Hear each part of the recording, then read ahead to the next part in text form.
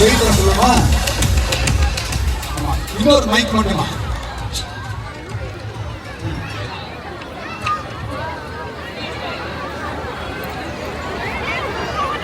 Okay, எல்லாருடைய பின்னாடி இருந்துங்க.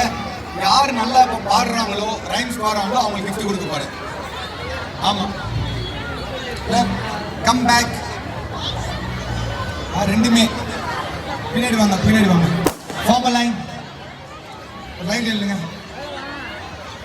வாங்க. லைன் லைன் பின்னாடி சாஞ்சு வாங்கி விழுந்துடும். சாயக்கூடாது, பின்னாடி சாயக்கூடாது. ஓகே,